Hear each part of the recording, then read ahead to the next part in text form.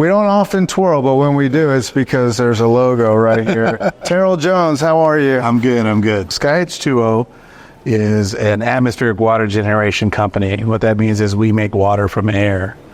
We're advancing and scaling atmospheric water generation for large-scale projects for government and commercial. It sounds like there's a go-to market for that, huh? Yeah, well, water's a problem everywhere. Yeah. Whether it's toxicity or drought, we're here to address all those things.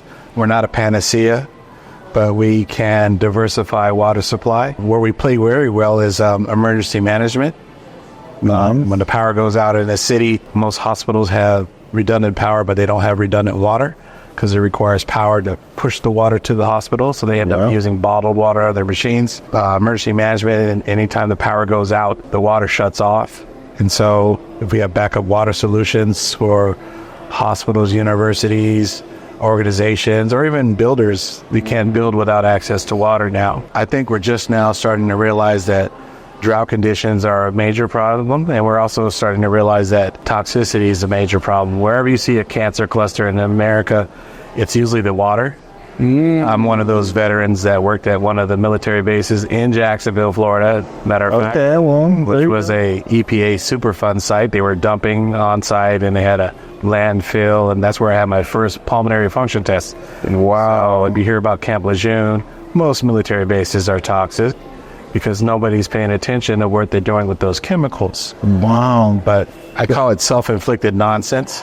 And I've never heard this. Like, this is truly something that I don't think the whole world knows about. I mean, this is news to a lot of people. If you're a veteran, you might want to check and see if the base that you were at was toxic. There were commercials going on last year about Camp Lejeune. When I was at Jacksonville Naval Air Station, I actually went to boot camp in Orlando. What's interesting, my headquarters just moved to Palm Beach.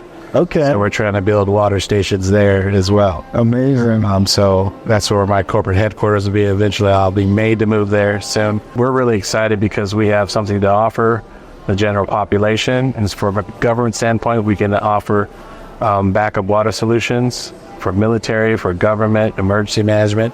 But on a commercial side, we can make these big customer-facing water stations with healthy food and healthy water and EV charging. Nice. A big gas station. Nice. I call it a bougie Buc-ee's. Yeah, that sounds like it's... We have developed the technology called the AWG Maximus. It is a 40-foot container that it weighs 29,000 pounds. Basically, we have these big variable fans that suck the air in, and it goes through a 3 filtration bank of HEPA filters, like a clean room. Wow. So that ultra clean air is purified, and then we freeze it to the optimal dew point to get the most water.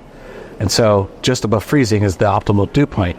And what is our medium? Humidity. Wow. That's why we started in Houston. That's why we're in Palm Beach, Florida. Yeah. Because wherever we can have a microclimate with good humidity, let's say 80% humidity, 82 degrees, it's ideal, right? But we can make good water down to 20%, but we, as a business, we want it 60% or above. Yeah. And that's usually the coastline around the Gulf of Mexico, parts of Florida coast, and the Carolinas, the Caribbean, the Mediterranean, the Middle East, North and South Africa. So because water has become more important, we're looking for new and creative ways to make water. The problem with humans is that we disrespect water, we undervalue it, and we don't charge enough for it. We've completed our Generation 2 of the Maximus. We're working on Generation 3 as we speak. It's in process.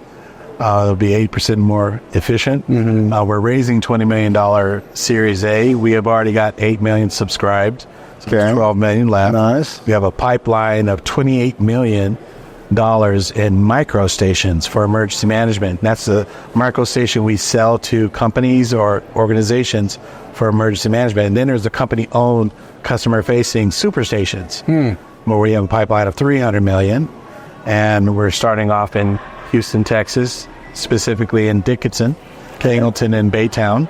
And we had about 10 or 15 more in Texas. So there's a pipeline of 300 million in Texas alone.